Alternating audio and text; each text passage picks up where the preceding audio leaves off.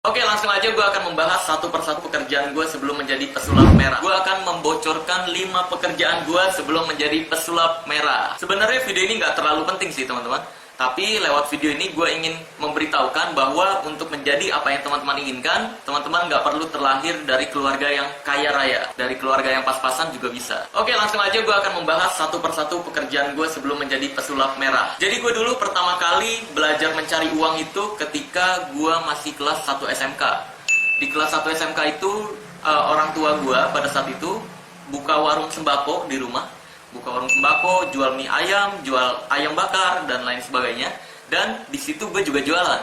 Gue jualan sosis goreng, cireng goreng, nugget goreng, dan lain sebagainya.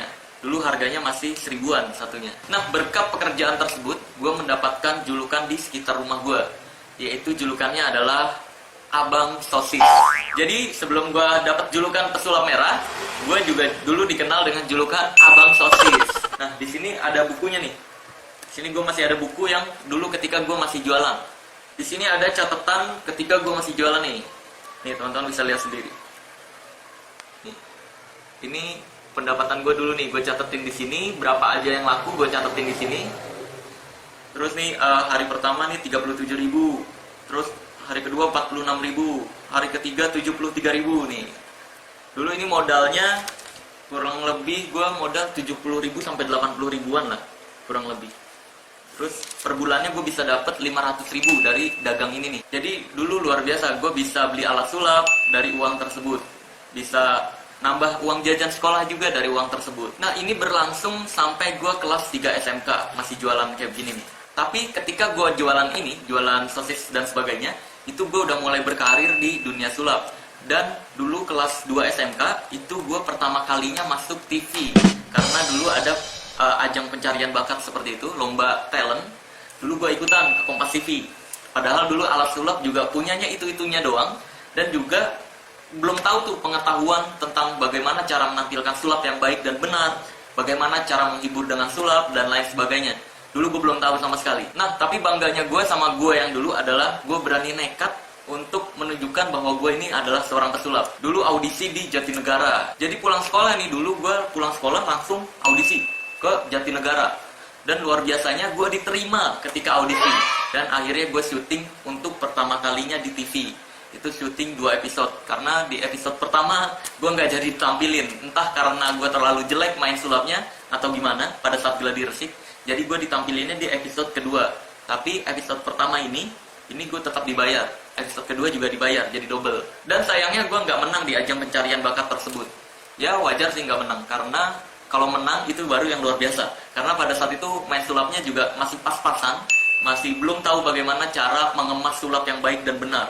Jadi kalau pada saat itu menang, itu keajaiban. Nah, jadi itu adalah pekerjaan pertama gue, yaitu seorang pedagang di rumah. Gue juga kadang-kadang bantuin ibu gue buat mie ayam, ngelayanin ayam bakar. Jadi gue jago masak nih berkat hal tersebut. Oke, lanjut di pekerjaan yang kedua. Lalu ketika gue lulus SMK, teman-teman gue ngelihat teman-teman gue bisa masuk kuliah.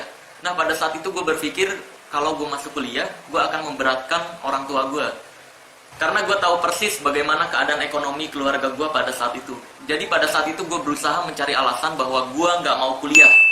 Padahal kalau pada saat itu memang ada kesempatan untuk kuliah, gue masih mau juga untuk kuliah. Gue masih mau main, gue masih mau berteman, punya banyak teman dan lain sebagainya. Tapi pada saat itu gue sudah berpikir bagaimana caranya untuk membantu perekonomian keluarga gue. Jadi ketika lulus SMK itu, ketika teman-teman gue kuliah, gue memutuskan untuk menjadi pesulap.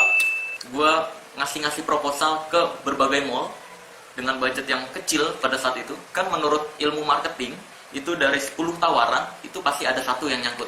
Dan luar biasanya, itu ada kurang lebih 20 mall, 15-20 mall, gue ajuin proposal. Itu cuma ada satu mall yang nyangkut, dan itu juga budgetnya kecil. Jadi gue terima aja pada saat itu. Jadi pada saat itu job gue cuma sesekali doang. Dan juga sekalinya ada, itu budgetnya kecil. Jadi di pekerjaan kedua ini, gue namakan pekerjaan gue adalah pengacara. Bukan pengacara dalam artian sebenarnya ya, yaitu pengangguran cari-cari acara. Jadi ketika gue jadi pengacara tersebut, gue mengerjakan semua pekerjaan yang bisa menghasilkan duit. Contohnya, Dulu gue punya teman yang punya perusahaan tour leader. Nah, dia ini butuh orang untuk nganterin paspor dan visa klien-kliennya. Jadi dulu gue nganterin paspor dan visa klien-kliennya dia nih, bantuin dia. Dulu sekali jalan itu nganterin paspor, satu paspor dan visa itu 50.000. Dulu juga masih sedikit sih dia kliennya, jadi gue nganterinnya dikit juga penghasilannya. Nah, karena keuangan gue pada saat itu makin lama makin menipis, uang tabungan gue yang dari jajan sekolah makin lama makin habis. Gue udah nggak minta lagi sama orang tua pada saat itu. Jadi gue memutuskan untuk kerja di sebuah perusahaan di Senayan City Mall. Dulu gue ngelamar kerja di sana sebagai children attendant. Ini pekerjaan yang ketiga ya teman-teman. Jadi di situ ada perusahaan anak-anak kayak mandi bola, perosotan, naik kuda-kudaan dan lain sebagainya. Dan gue kerja di situ sebagai penjaga anak-anak untuk memastikan bahwa anak-anak tersebut aman bermain di situ. Lalu nggak lama setelah gue kerja sebagai penjaga anak-anak di perusahaan tersebut, itu ada yang nawarin gue kerja yang penghasilannya bisa lebih besar lagi nih, bisa ratusan juta, bisa puluhan juta per bulan. Wah, luar biasa. Yaitu menjadi agen asuransi. Di situ bentuknya komisi, nggak ada gaji tapi komisi. Nah, pada saat itu gue berpikiran, wah, peluang yang bagus nih gitu.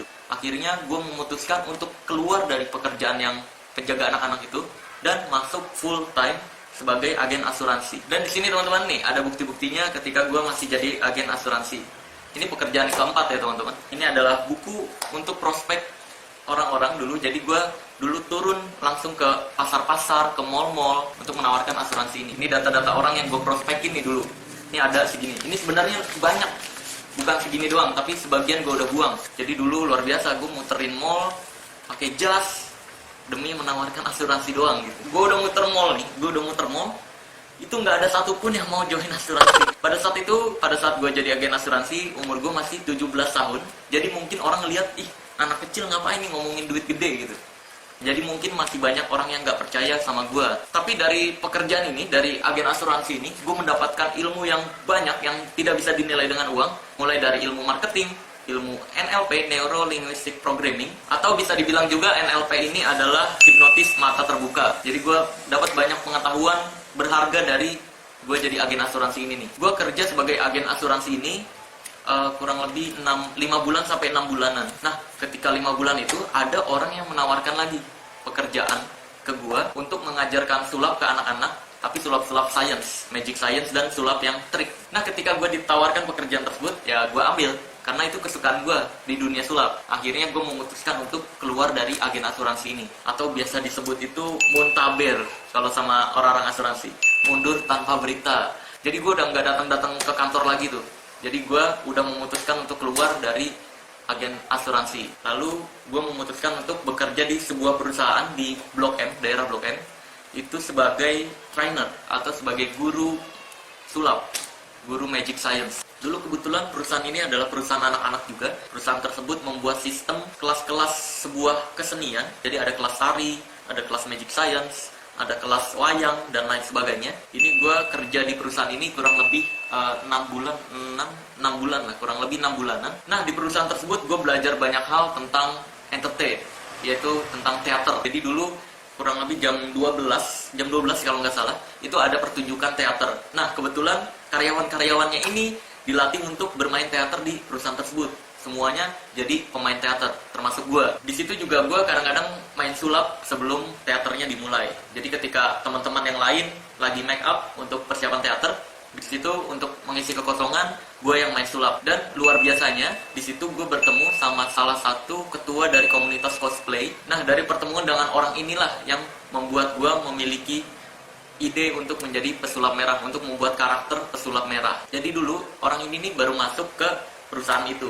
Kita ngobrol-ngobrol, terus dia ternyata punya pengalaman entertain yang luar biasa banyak. Nah, semenjak gue ketemu sama ketua dari komunitas cosplay ini, kita memutuskan untuk membuat manajemen bareng dan keluar dari perusahaan tersebut. Di manajemen ini gue belajar banyak hal, terutama cara berkostum, cara make up, dan lain sebagainya. Dan berkat mereka juga, gue jadi muncul ide untuk membuat sebuah karakter di dunia sulap yang belum ada, yaitu The Red Fire atau pesulap merah. Tapi jangan salah teman-teman, ketika gue pertama kali memutuskan untuk jadi pesulap merah, itu nggak langsung bagus. Ini contohnya seperti di foto ini Nah, ini gue belum tahu caranya shading. Gue masih belum tahu bagaimana cara make up natural dan lain sebagainya. Oke, jangan terlalu lama ngelihat fotonya karena gue agak merinding juga ngelihat fotonya. Karena kalau gue ngelihat foto-foto jadul gue itu agak gimana gitu rasanya. Jadi melewati proses yang cukup panjang juga sampai akhirnya menjadi seperti yang sekarang ini yang teman-teman kenal. Oke, gue rasa cukup sekian dulu video kali ini. Tadi adalah 5 pekerjaan gue sebelum jadi pesulap merah, dan sampai sekarang pun gue masih terus belajar, terus berkembang sampai nggak tahu sampai kapan. Pokoknya terus belajar aja sampai kita nggak nyadar kalau kita udah di atas ya gitu. Pokoknya terus belajar dan tetap rendah hati. Oke, sampai jumpa di video selanjutnya.